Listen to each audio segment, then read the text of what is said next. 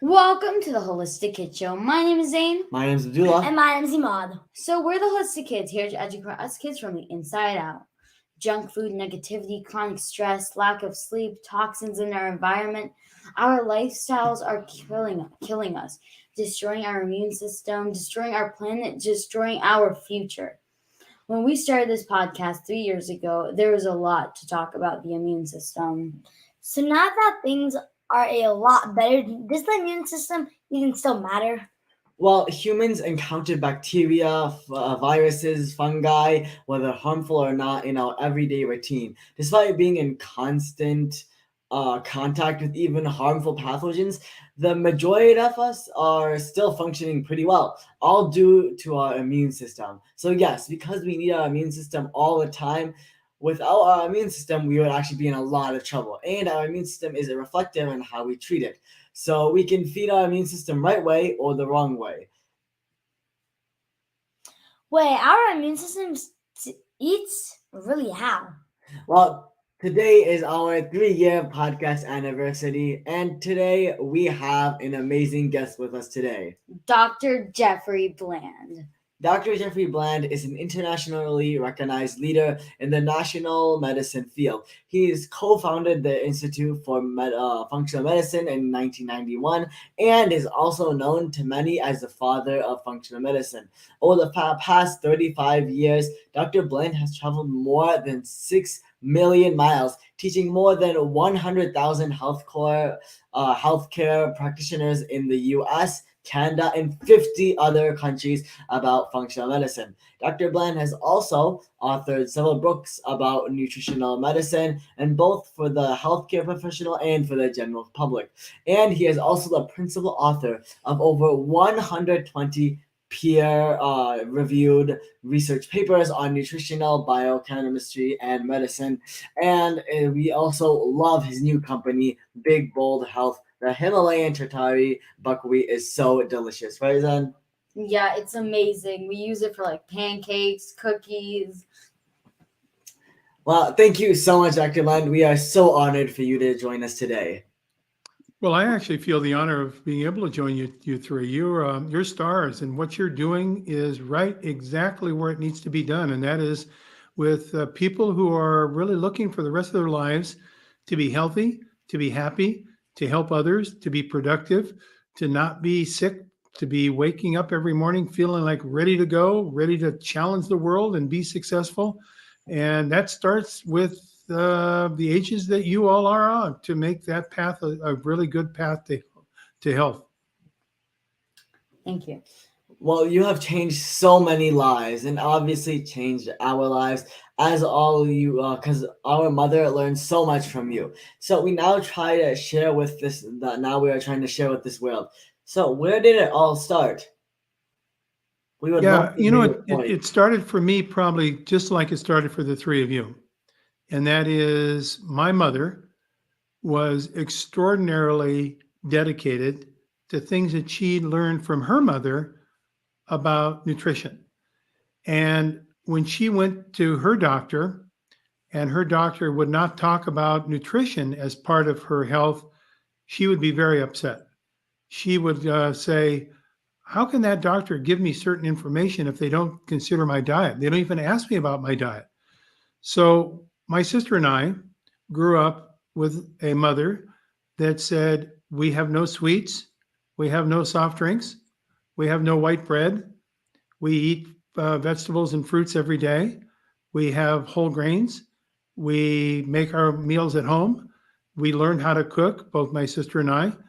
And we learned that our nutrition was going to be a very important part of how we grew up. And the interesting part of it, I bet the three of you have had this experience too, because back in my school days, when I was in elementary school, I'd go to school every day with a lunch bag for lunch. I didn't eat at the cafeteria. And my lunch would always have vegetables in it, and it would have things, and people would look in my friends, they would look in my lunch bag and they would say, what are those things you're eating? We never see those things. You know, you don't have like any candies in there. You don't have any like cookies. You got like all sorts of interesting things that are not part of our diet. And so I got this feeling that maybe I was a little weird, that I had to eat these unusual things that no one else ate because they were eating all these processed foods that were wrapped up in wrappers, colored, sugared, sweetened things. And I just didn't, nor my sister, we didn't grow up on those. But over time, I recognized that, hold up, maybe this was actually good, because when those kids were getting sick and missing school, I wasn't. When those kids were on the athletic field with me, I was performing better. When those kids were getting tired at the end of the day, I was not. When those people were having problem concentrating in school, I was not. I was still ready to go. And so I came to recognize that maybe my mom was pretty smart, and maybe what she had learned from her mother was pretty smart. And maybe these were things that I had to study in school. So then, this is a funny part of the story that probably you'll confront, I bet, sometime. I eventually went on to finish high school, and then I went to college, and then I was going to go to medical school. And so then I go to medical school, and I would come home, and my mother would say, okay, you're in medical school. How do you like it? And I would say, oh, I'm learning so many new things. It's so interesting. Every day I'm learning something really new and interesting. And then my mother would say, how much are you learning about nutrition? And I would say, we're not learning anything about nutrition. They don't talk about nutrition in medical school. And then she would look at me and she would say, you mean you're going to go through 4 years of medical school training and you're going to get out to treat people and you'll not know anything about nutrition? It was never part of your training or your tests or your certification. And I said, I think that's how it is. That's not an important topic. And then she would just shake her head and say, oh boy, oh boy. Well, that then made me, as I got out of medical training and my PhD studies, to be much more interested, saying maybe I should learn more about what my mother is talking about. Maybe that is part of my education that I'm missing. So that was what ultimately led me in 1990 with my wife, Susan, to start the Institute for Functional Medicine. Was all of that stuff from my childhood on that my mother had really taught me. Well, that's amazing how you created your own path and you really did what you loved and what your mother really loved. So you have changed so many lives. It obviously changed our lives as you taught our mother everything she knows. So let's start with the basics. Good. How You does want to go? how does our immune system eat food? Oh, now that's a very good question. So just to make this immune system a little bit more understandable, the immune system is floating around in our blood all the time, 24/7, 365, as the white blood cells. So when we look at blood, it's generally colored red. It's colored red because the majority of the cells in our blood are called red blood cells. And they are red because they have a lot of iron in them, the element iron, which helps then the body to take the oxygen that we're breathing and to transport the oxygen to the cells where it can be used to help power our energy, our metabolism. So the majority of our blood cells are red blood cells that are involved in the control of oxygen and our energy production. But about 10% of our blood, which we can't see very well because the color red masks them out, are white blood cells. And those white blood cells are our immune system cells. Now, whereas the red part of our blood is one type of cells, the red blood cell, the white part of our blood, the white blood cells, are many hundreds of different types of cells. And they have different functions. It's like a whole arsenal of helpers. It's like you have certain that are fixers and certain that are reconstructors and certain that are buddies and certain that are bosses that tell the cells how to work. So you have all these different types of white blood cells that all make up this complex thing that we call our immune system. But we could break those white cells into two different families that have two different sets of responsibilities.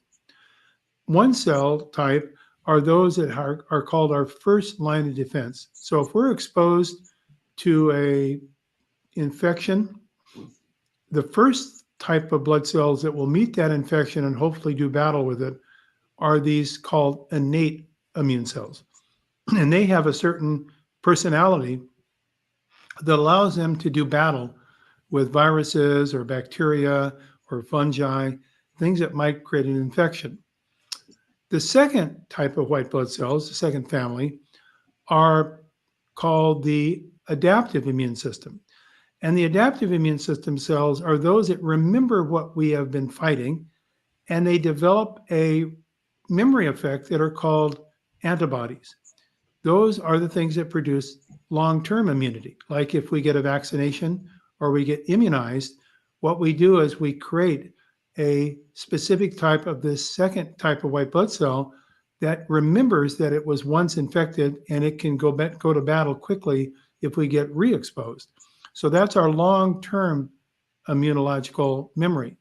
Those two systems, the innate system and this second system, which are the memory cells that remember what we've been exposed to, work together as buddies 24/7, 365 to defend us and repair us either from exposure to foreign bacteria or viruses, but also they help to repair cells that are injured. Like if you fall off your bicycle and you have an injury, you have a blood clot, you get bruising, something has to repair those cells and get rid of the bruise and make that part of your body that's injured whole again.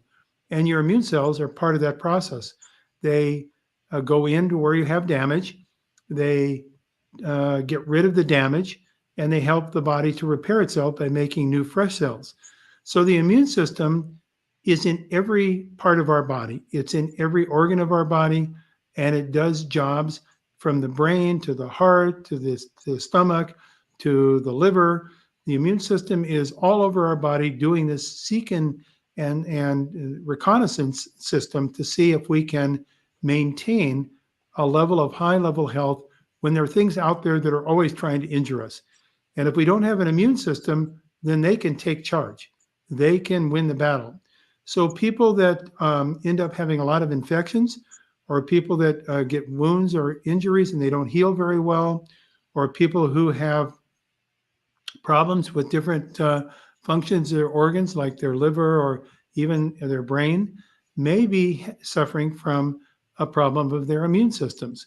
So immune health is absolutely the gateway to health of our whole body. It's not just solely to protect against the cold or the flu. It's there doing all sorts of work for us 24/7. And when it's not working effectively, then things slip by our guard, and now we start to have problems. Yeah, and like you said, even though the immune system is everywhere, it's in our or all of the organs. We all know that now. We know that the immune system's home is the gut, which is why feeding it the right food really matters. That's why we love sauerkraut, right? Because it energizes our microbiome, and it even creates more microbiome. So we also notice now that kids are healthier, and as we get older, then they start getting sicker. But now kids are starting to get sicker. They starting to have some diseases that people only thought that adults could have. So why is that? That's a really good question, and I want to really compliment you for that question. When I was in medical school, and it was quite a few years ago, it was in the 1960s, if you can believe it, way back when, you never heard of a child or a teenager having a problem of their liver getting an immune problem that was associated with what's called fatty liver, where their liver would get concentrated in fats, and it would then reduce their liver's function. That was only seen in older age people generally that had some other health problems. Maybe they had problem with alcohol, maybe they had very bad diets, but you didn't see it in children. Now, today, we are seeing more and more teenagers reporting to their doctors with problems that, when they're assessed and diagnosed, are a consequence of this condition that was only seen in older age people as few as 20 or 30 years ago. So it begs the question, why? Why would younger people? Because the genes of our children didn't suddenly change, and they didn't suddenly start saying we're going to have bad livers. What changed was the way that our bodies are being exposed to our diet and our lifestyle. So if we are exposed to highly processed, ultra processed foods, highly sugared foods, foods with too much salt, foods with processed fats, saturated, what are called saturated fats, fats that harden at room temperature, those foods then are associated with an increased damage to the liver that produces then this condition that we call fatty liver. And it's very, very serious because it's associated with diabetes and it's associated with poor metabolism. And actually, if it doesn't get treated, it is the major cause in our society today for a surgery called liver transplant, where a person's liver is so damaged that their only way they could live is to have that liver replaced with a donor liver from someone else who has died. And so this is not just a minor issue. It's a very, very serious problem. And it relates in to a great extent in the fact that we are just not eating and living right now. And it starts in youth. It starts with kids drinking way too many soda pops, eating way too many candies, eating way too many sugared breakfast cereals, not having fruits and vegetables, not eating lean cuts of vegetables that would be things like legumes and beans and so forth. These are all things that if you eat those diets, you don't see fatty liver ever. It's totally preventable. So I think that the question you're raising is a really important question. Now, you raised another point, which I think for your colleagues, your friends, and associates is really important. And that is when we eat and we chew up our food, a process of digestion starts. The food is going to be broken down into smaller fragments that can be absorbed by our body. That process actually starts in our mouth. So that's why it's good to be chewing our food and not just swallowing it whole, Yeah. because it'll actually start to digest our food as we're chewing. But the majority of the digestion of our food, the breaking down into the components that can be betterly absorbed and nourish your body, occurs in the stomach, followed by going into your intestinal tract. There's where enzymes are produced that actually have the job to break down food and make it more available for absorption. Now, when that occurs, remember that everything is going to be moving from your mouth. It's moving down to the south. It's taking a trip down your digestive tract. And the digestive tract of an average person is about 20 feet long. Now, think of that 20 feet. That's pretty long. It's all coiled up inside your body. But in that 20 feet, it's going to be taking the nutrients that are broken down from what you eat, and it's going to be absorbing them. Now, some of that nutrition that you're providing is also going to be used by another inhabitant of your intestinal tract. And those are a variety of different bacteria that you called the microbiome. There are literally hundreds of different types of bacteria that live in our gut that can be friendly. In fact, most of them are friendly, but some of them can be not so friendly. And we call those parasitic, and they can produce, like if you get food poisoning, that is a problem with different kinds of bacteria that are toxic to your body. And you know what it feels like if you have food poisoning. It's not a good experience. So if you have bad bacteria in your intestinal tract, then when you're feeding it with your food, it can produce things that are going to make you not feel so good. It can create headaches. It can create joint pain. It can create low energy.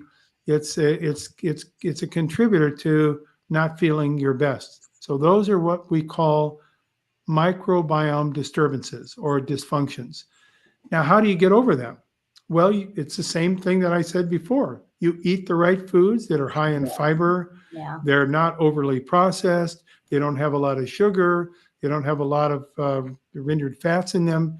And those foods then not only provide nutrition to your body, but they provide proper nutrition to these friendly bacteria. By the way, just to let you know how many bacteria there are in our intestinal tract, the average person has about 3 to 4 pounds of bacteria that are living in their intestinal tract. And those are very, very active in their metabolism. So they're doing things all the time that are affecting our body that are, they not only producing things like constipation and diarrhea, but they can be producing toxic compounds or substances that are affecting how we think, how our muscles work, how our joints work. So they have multiple effects. So a healthy diet has many, many different positive impacts, from the microbiome to digestion to nourishing cells in our muscles and organs to our immune system. They all depend upon the quality of our diet for their ability to provide health. Yeah, I mean, it's still crazy to me how adults used to be the only people that used to get fatty liver, and now us kids and teenagers can get it as well. I mean, like you said, that's why it's so important as well, like you said, to feed our microbiome the best that we can, that like feed the microbiome how we would feed ourselves, because that's literally what's happening. That's why we want to eat good natural foods that have a lot of nutrients and really help that the good bugs, and also avoid those like sugary foods and also all of these processed foods so that we don't feed our bad bugs, right? Yeah. Yes. Well, your mother gave us, me and my friends, a huge gift.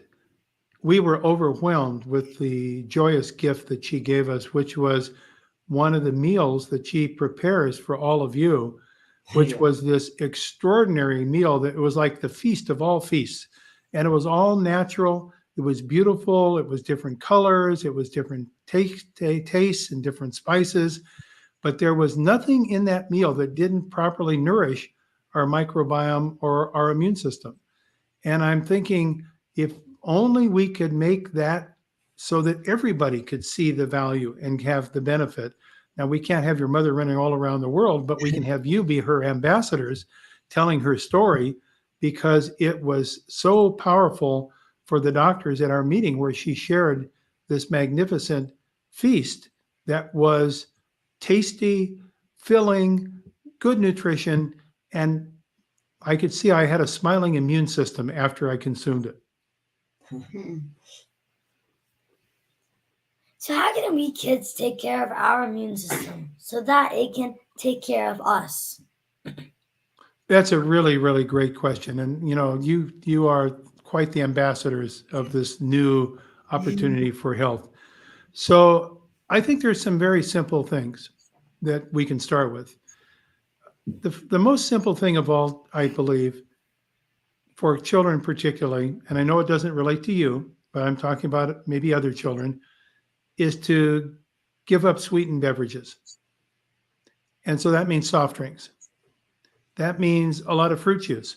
Now, it might sound strange that I'm saying fruit juice is not good, because we think fruit is good, and it is. But there's a big difference between a whole orange and orange that's been juiced. Because when you juice an orange, you can concentrate all of that sugar into a very small amount of juice that you drink. You would have to eat several oranges to get that same amount of sugar. And most people will not eat several oranges at one time. So staying away from sweetened beverages, to me, is the first step. Now you're going to say, but what about artificially sweetened beverages that don't have sugar in them? Wouldn't that be better?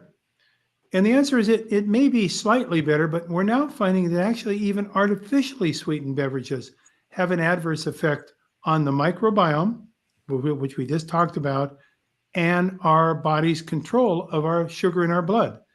So it's not, you don't get a free pass just because you're eating an artificially sweetened beverage. It's best to train your taste buds to enjoy things that are not always sweet. And you can only do that if you stop drinking a lot of sweet beverages. Because if every time you put something in your mouth that's sweet, it trains your brain to think sweet is the only taste that's desirable. And so you have to wean yourself off the sweet taste. It's almost like an addiction. And you do so by cutting out sweet beverages. That's a good first step. Yeah, and also, I mean, like you were saying, how fruit juice even though it's fruit, it takes a lot of the nutrients and the benefits that fruit comes with. I mean, it's funny. We went to an amusement park once and we saw candy fruit, where it was fruit, but then they had coated the entire. They had put it on a stick Yeah. and they had coated it with candy. We were like, but that kind of defeats the entire purpose. Fruit is supposed to be the healthy, like carbohydrate that you can have. To have that the sugar, which is why it's so important to eat fruits, eat the vegetables, so that you can get those nutrients and get all of those different types of benefits from them. That's why we like to say eat the rainbow, right? Because different red fruits have different benefits than green fruits, even orange fruits, Yeah, the red, entire orange, rainbow. yellow, green, blue. They all purple. have so many different benefits. And isn't it interesting that each of those fruits or vegetables with a different color has a different flavor? Have you ever noticed that? And Yeah. what is it? And what is it that makes flavor? So blue fruits taste different than yellow fruits. It tastes different than orange fruits. It tastes different than um, uh, brown fruits. And the reason for that is what makes color in those foods are different nutrients. The nutrients in foods are the coloring agents, and not all. I don't want to give the impression that that's the only thing that we have as nutrients, but some of the nutrients are these coloring agents. So, for instance, if you talk about blueberries, which obviously the color is blue, it has a specific family of nutrients called anthocyanidins in it, and those compounds, those nutrients in that particular food, have a specific positive effect on our immune system, particularly our adaptive immune system. Now, if we go to orange juice, which is orange, there we have carotenoids in the orange juice. It gives it the color orange, and that has a different effect on the immune system. That influences our innate immune system more, our first line of defense. So the coloring agents that we see in foods, which gives rise to its flavor, are also connected to how they influence the body's function. And that's why green apples taste different than red apples, and And green grapes also taste different than purple grapes, right? and then also Exactly. bell peppers. Yeah, Yeah. all of them taste different. That's right. So if you had an orange, yellow, and green pepper, each one of those would bring a different family of nutrients to you. If you ate them in combination, you get the whole orchestra of those nutrients. So we love the Himalayan Tatari buckwheat. We use it for lots of stuff. So how does that influence our immune system? Well, this for me was a real part of my education that I only learned within the last 3 years, and so it's interesting because in our life we can continue to learn, hopefully all throughout our life. So the story about Himalayan Tartary buckwheat is kind of an interesting story. It's 4,000 years old as a food. In fact, it's one of the oldest foods consumed by humans, and it was originally cultivated in the Himalayan region of the Tartan district of China. Tartan, that's why it's called Tartary, because it's in the Tartan district. It's a region of China on the foothills of the Himalayan mountains. And it turns out that because it grew in this very, very hostile area, because you can think of the Himalayan mountains being very hostile climate. The soil is not very good. Sometimes the temperature is very high. Other times it's very cold, or sometimes it gets a lot of moisture. Sometimes it's drought. So, and there are bugs and mold and all sorts of things that want to live on the plant. So how did it survive for all these actually hundreds of thousands of years in that very hostile environment? It did so by the fact that its genes have very strong capability to produce immune protective nutrients. So the tartary buckwheat has an immune system in it, in the plant, that is very, very strong, that allows it to live in this very hostile environment. So the bugs don't even like it because it has such a strong immune protection. When the bugs come up, they say, oh, no, that's not a food for me, and they fly somewhere else. So it doesn't need pesticides. It doesn't need herbicides. The weeds can't grow around it. It doesn't need fertilizer because it makes its own fertilizer because it's a nitrogen fixing plant. So it has all these properties that allow it to survive successfully in this very hostile environment. Then when people who live there starting eating it, now what do you think happened? Those immune strengthening nutrients that were in the plant got transferred over to the people now eating it. Now it's in their bodies. And interestingly enough, just as it was good in the plant for the plant's immune system, it's now good for the person eating it in their immune system. And this is one of the regions of the world. I don't know if you've ever heard the term blue zones. Yeah. Blue zones are regions around the world where people live to be 100 years of age very frequently, and they don't get sick, and they're very active all the way to 100 years of age. And what characterizes people in these blue zones, of which this region where tartary buckwheat is grown is one of those regions, is that they're eating diets that are rich in these immune strengthening nutrients. They're living outside, they're active, they have a good social structure, they have a spiritual belief system. They're living a good life away from processed foods and too much stress, but they're getting a lot of these immune strengthening nutrients, of which in tartary buckwheat, and this is something I learned that I was quite amazed, tartary buckwheat has 50 to 100 times the level of these immune strengthening nutrients over any other plant food. 50 to 100 times, not percent, but times. So Wow. this is extreme. It's almost like a little immune factory for us, producing these immune active substances. So we became very interested. It led me to find the only farmer in the United States that was growing tartary buckwheat. And it's interesting to note because the colonial ancestors that were first founding from Europe, the United States, several hundred years ago, one of the crops that they brought with them was tartary buckwheat. And the reason they brought it was so able to grow in these hostile conditions. And so it was a major food for our colonial ancestors in America going way back. But now it's been lost for about 200 years. No one was growing it.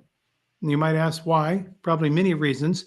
One of the reasons is it doesn't have an ease like it does with wheat or corn or soy to be made into all sorts of other products that we see in the shelf of processed foods. It has its own personality, so it doesn't make itself into corn chips and snack pops and those kinds of foods easily.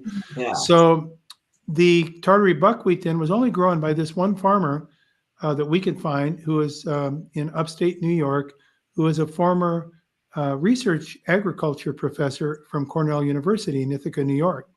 And he and his wife, who is a nurse, had this farm in Ithaca, New York called Angelica Farms, in which they were growing just a few acres of this tartary buckwheat.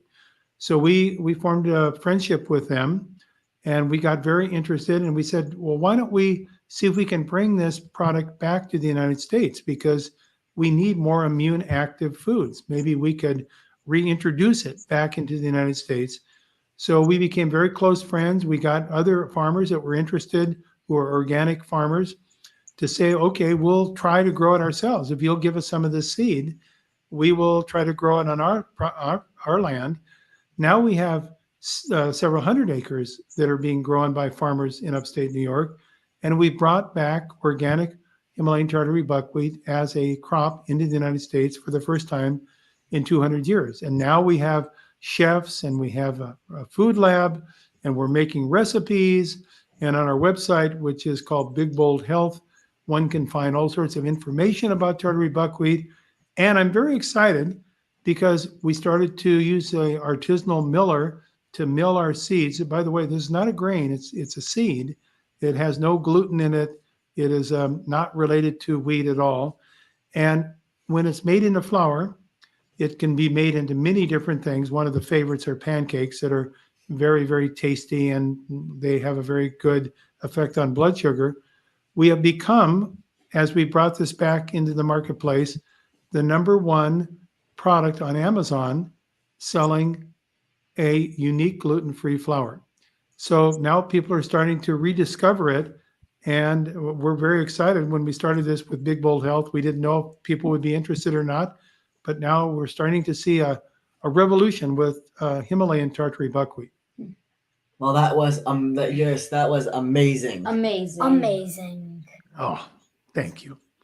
So, what is one thing kids can do today to help their immune system? Well, I think there's several things. I think, first of all, we've talked about some of the dietary things, staying away from the sugared foods, the processed foods. But also, I think something that we don't often think of as being important for our immune system, which is fiber. Now, fiber is found in any non or minimally processed vegetable product or fruit. And fiber, which looks to most of us when we see it like, well, that's not going to be used by my body, it's just going to be flushed out. But it turns out that fiber becomes food for our microbiome. It's very, very important for improving the health of our microbiome. And as you pointed out earlier, and I think it was very smart of you to say that a lot of our immune system is around our intestinal tract. In fact, almost 2/3 of our immune system is found around our intestinal tract, which is then in constant communication with our microbiome. So if we're feeding our microbiome to be healthy, our healthy microbiome is communicating with our immune system that's wrapped around our digestive system, saying all is well, everything's good here. And then the immune system picks up that message and says, oh, that's great. Then I'm going to send a message to the rest of the body that the immune system is in good shape, it's healthy and functioning. So that is in part powered by dietary fiber. And you can only get dietary fiber from minimally processed fruits and vegetables and grains and things that come, beans, that are very, very rich in dietary fiber. So that would be something a lot of people probably don't understand. That people that say, well, I don't like that roughage in my diet. Well, roughage is sometimes fiber, and fiber is really important. So we have to teach our taste perception that everything doesn't have to be really smooth and silky in texture when we eat it. That roughage is good because it contains fiber. The next thing is activity, exercise.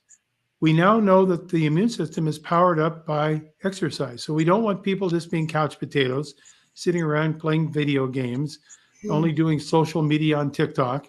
We want people out there moving themselves around, enjoying and having fun, getting exercise, because that sends a message to our immune system to be more healthy. Third, sleep. Well, maybe at your age, you don't have to worry about sleep, but as people get older, they often have problems with getting good sleep.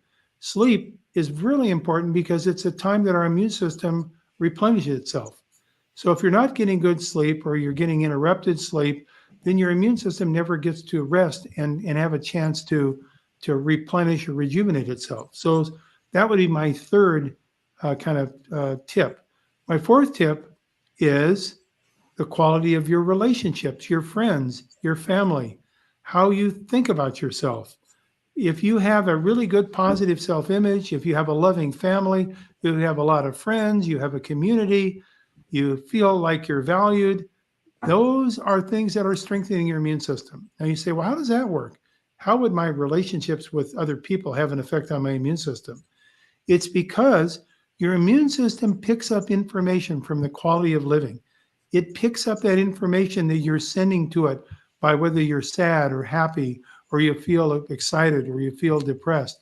Your immune system picks up that information from your nervous system, right? It's your nervous system that's making those feelings, and it's then transmitting those feelings to your immune system. So if you're sad, your immune system is sad. If you're depressed, your immune system is depressed. If you're excited, your immune system is excited. If you're happy, your immune system is happy. So that would be my fourth tip. Have friends, have joy, be supported by your family, have places where you are getting a sense of value, where people are saying good things about you, because that's going right to your immune system and making it healthy. That was so empowering. So empowering. So empowering. Everyone make sure to follow Dr. Bland on social media. He is such an inspiration. Thank you so much, Dr. Bland. We know you are incredibly busy, so we are so honored that you could join us today. I am so honored to join the three of you. You're doing a great job in spreading a message that everybody needs to learn. Thank you for your hard work. Well, it's our pleasure. It's Our our pleasure. pleasure. So let's recap Dr. Bland's key points. Number one, our immune system is super important. Our immune cells have so many functions. When it's not working actively, it slips, then we can be in really big trouble. When we eat, it takes a trip down the digestive tract about 20 feet, all squished inside our stomach, down. During that process, the body takes its nutrients, which it needs to be to function. This food also feeds the microbiome. If we have bad bacteria, it can also it'll make you feel kind of bad. So, what kind of immune system do you want? Well, you want an immune system that is not worn out, that's not tired, and that does not have any damage. And you want one that will defend us and optimally do its job against anything that it's thrown at. So how we think, sleep, eat,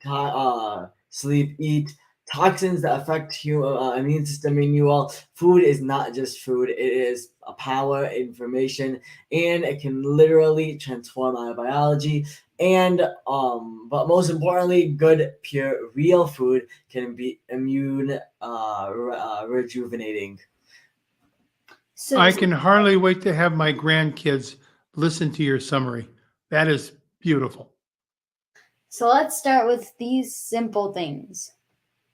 Give up sweet beverages, fruit juice, stay away from the fake foods, overeating of fake foods, and the lack of diversity in our foods are destroying our immune system.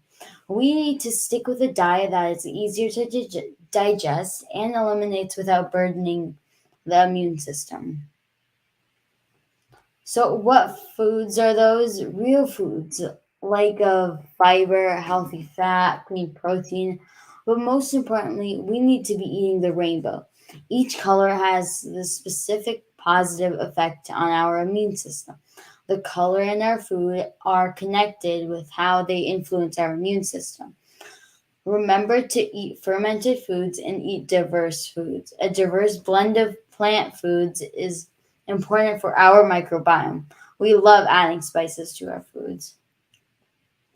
And also, try making a smoothie. We love to add different immune boosting foods into our smoothies and change it up every time. We love to add amla powder, dandelion greens, broccoli sprouts, mushroom powder, berries, pomegranate, acerola, camu, Spirulina, and there's so many nutrients. It's so delicious. So delicious. so delicious. Also, make sure to get enough exercise in nature. I mean, we love to go outside and ground because there's so much benefit you can get from the sun and from nature. Also, during sleep, it is important for our immune system to replenish itself, and the quality of your relationships are so important. Surrounding yourself with people that love you, your immune system picks up information from your nervous system. So if you're sad, your immune system, if you're is sad, if you're happy, then your immune system is happy. If you're sad, your immune system is sad. So have places where you can get a sense of value and purpose. There's so much we can do to help our immune system. Try Himalayan Tatari buckwheat. It's so awesome and so powerful to optimize your immune system. We add it into pancakes, muffins, cookies, and even chocolate chip cookies. Wow, Dr. Bland, that was amazing. We're so thankful for your wisdom and time today. Thank you, everyone, for tuning in. Until next time, I'm Zansari. I'm Abdullah. And Nod. Follow my family on social media, Holistic Mom D, and look out for all my mom's books. She has written a lot of them. Kids need to learn from other kids. Please download our podcast in iTunes and leave a review so other kids and families can benefit. We need to work together to create a healthy future for all of us and the planet. Join us next week for another episode of The Holistic Kitchen, where kids are empowering kids. Thank you, everyone. Thank you, everyone.